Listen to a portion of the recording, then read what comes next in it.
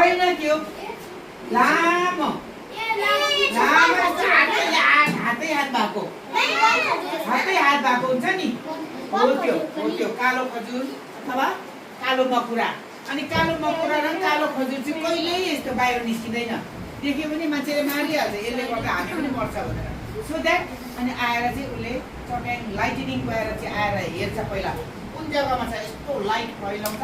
After that यस्तो के अरे यो हुन्छ नि गरम गुरुङ आएर चाहिँ चिच्याएर यस्तो फुट्टाएर मारेर लाग्छ त्यो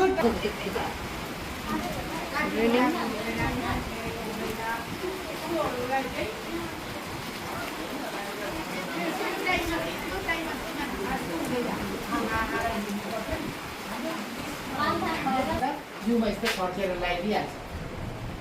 त्यहाँ सान्दुङमा मेरै घरको छेउमा घटना भएको रियल घटना के हो भने रातिको टाइममा त्यसले चाहिँ तुमिनमा मार्नु छ भने यहाँदेखि लिएर माखा सिङ्तामसम्म इफेक्ट पार्छ। लिम्बुङमा हाम्रो घर छेउमा एउटा धुपी घर छेउछाउमा त्यही कारणले धुपीको रुखहरू ठुल्ठुलो रुखहरू नराख्नु भन्छ नि। धुपीको रुख थियो ठुलो हाम्रो घरमा हो।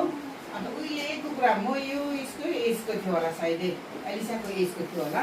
त्यो टाइममा चाहिँ अब राति आएर चाहिँ लाइटनिङले चाहिँ यस्तो धुपीको टुक्रा रुख चाहिँ दुई चिरा पारेर गएर चाहिँ लिम्बुङमा एउटा गाई एउटा मान्छे लिम्बुङमा गएर सान्दुङमा हालेको बन्चरो चाहिँ गएर छिटेर कहाँ मार्यो लिम्बुङमा गएर एउटा मान्छे एउटा गाई गोठबाटै मारेर गयो हो त्यसरी मार्यो।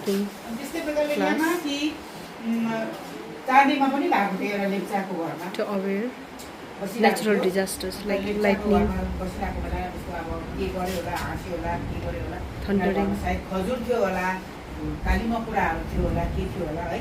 अन्त लाइटनिङ सायद अगेनाको मुनि त्यो ढुङ्गाहरू यस्तो मिलाएको थियो, त्यो भित्र बसेको थियो कि के हो यस्तो आएर चाहिँ मान्छेको घरै जोतेर लगाएर फुटाएर लगेर मान्छे चाहिँ केही भएन। तर अब अर्को जग्गामा पऱ्यो होला, सुला सबै पोलेर लगेको हो। त्यस्तो ठुलो रुखको गएर फेदमा बस्नु हुँदैन, यस्तो लाइटनिङको पोस्टको फेदमा बस्नु हुँदैन। घरमा गिजरहरू छ, लाइटहरू केही फोनहरू छ भने फ्लाइट मुडमा राख्नुपर्छ। अन्त लाइटहरू छ भने अफ गर्नु पऱ्यो, फ्रिजहरू केहरू छ भने सबै प्लग निकालेर राख्नु पऱ्यो। पोजिटिभली आइहाल्छ त्यहाँनिर चाहिँ बुझ्यो कुरा। अनि त्यसले गर्दा तिमीहरू हाहार नगर्नु, नहाँस्नु ल।